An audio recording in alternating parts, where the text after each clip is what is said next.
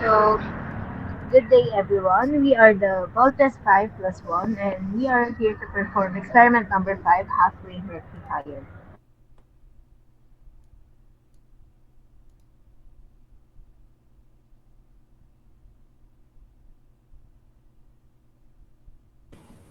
Objectives.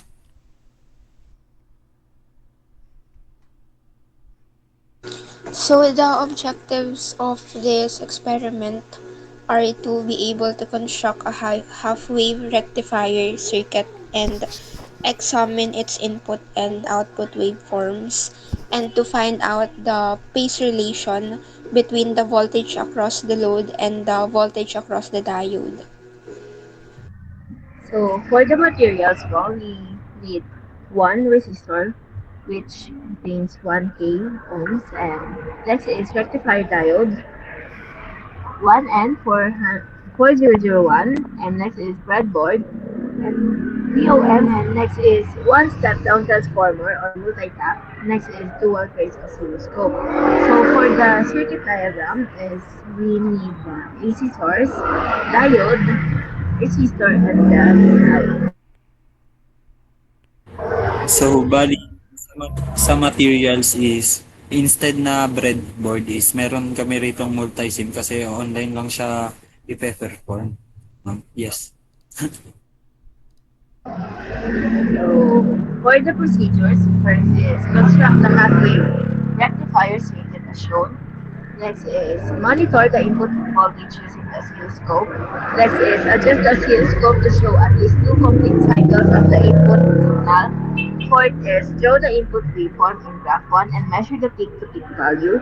Record this in table 1. Convert this value into RMS value using the formula V sub RMS is equals to V sub P minus P over 2 square root of 2 is equals to V sub P minus P over 2.828 and the note is in drawing the waveform in graph 1 show the cycles of the signal being measured.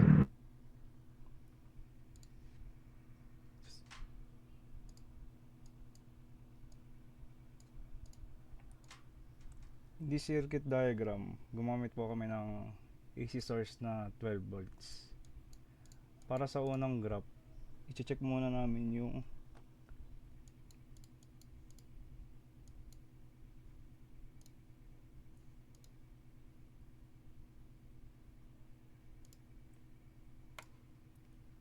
voltage across ng oscilloscope.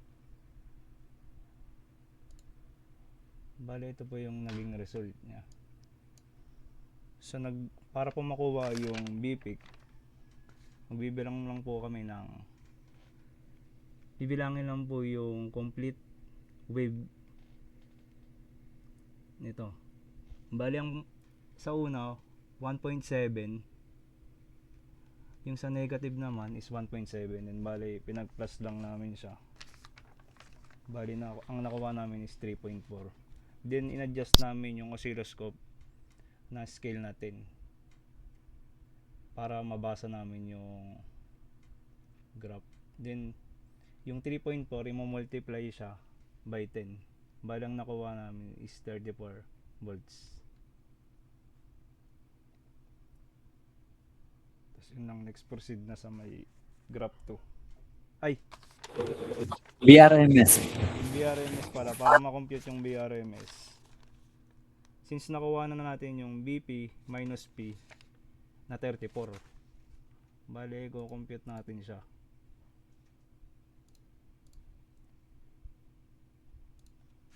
.34 divide 2.828. So ang nakuha namin is 12.02. Ayun na yung BRMS namin. So proceed na tayo sa graph 2. Input mo muna lahat ng value. Libra.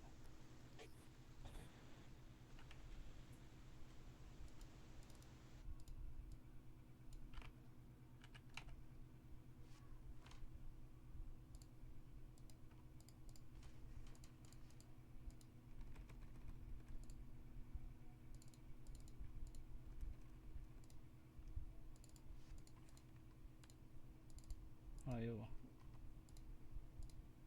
Okay, proceed ka na, pre. Shift enter mo na lang para bumaba. Ano? Okay na yan.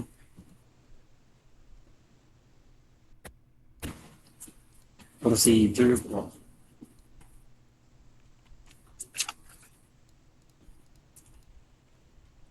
Procedure ano na? 5 to 7.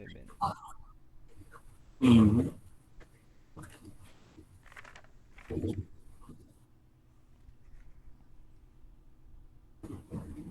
5 to 6 pala.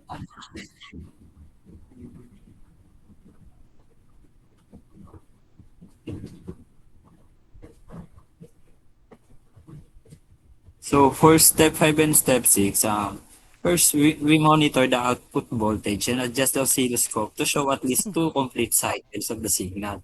And the next step is we draw the output of waveform in graph 2 and measure the peak value of the voltage. Yeah. So para ma-monitor yung output voltage nitong circuit is using the oscilloscope, kukonekta namin yung unang ano niya sa yung positive, yeah, parang ganyan. Pagka-connecta niya is lalabas na yung waveform, pa-play mo pre yan. So makikita natin ano siya, half wave half wave lang siya since kalahati lang siya tas nasa upper side which is positive. The computed value ng BPIC niya is ang from here is 1.7 1.7 lang siya. So hindi na siya kailangan i-divide ng 2 since ano naman kalahati na yung waveform niya. Tapos yung 1.79 is mumultiply lang natin sa 10 volts kasi yung scale natin na ginamit is naka 10 volts per division.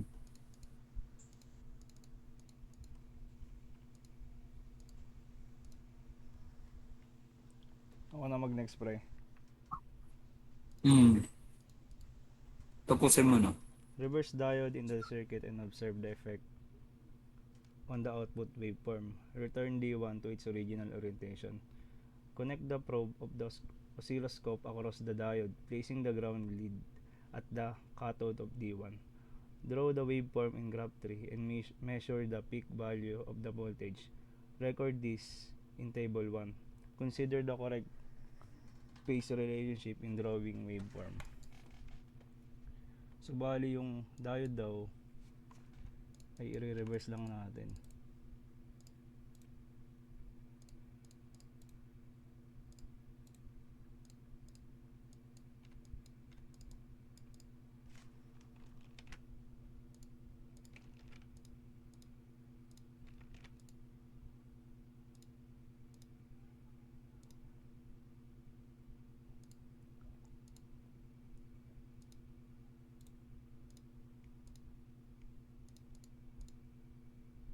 Bali yung result niya is half wave rectifier pero pababa siya, negative. Tas next naman daw ibalik natin sa original na form niya.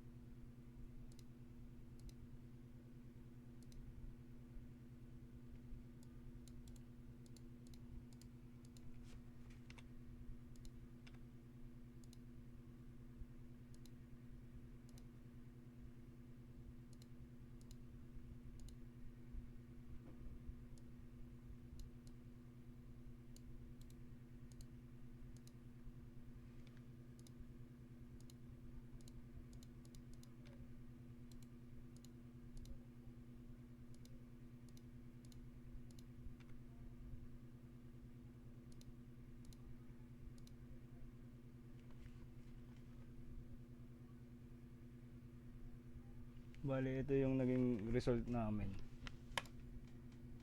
Tama ba pre?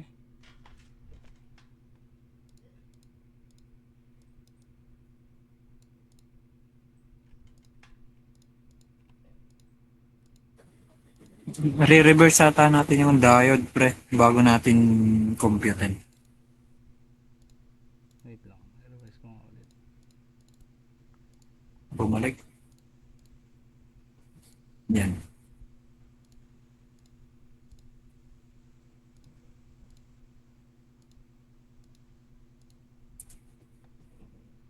Bali, ang nakuha po namin dito is half wave rectifier, tas negative.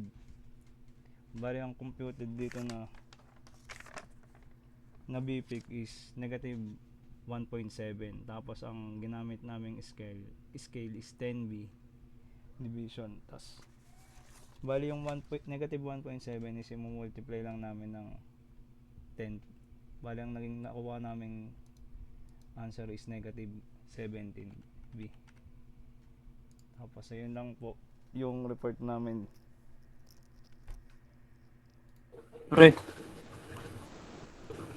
ba't yung yung wire na kinonect mo?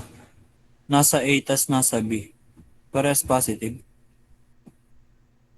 Dito ka lang sa sa channel A. Di ba? Hindi ba ganun? Hindi, pares lang siya. Kahit, Kasi dual siya eh. Basta magkaiba hindi, po. naka, Negative. sa bagay, naka 10 scale din pala yung Tapos bali pero wait lang, check ko lang yung mga yung mga nakasali. Para makita niyo, ma'am. Ayun.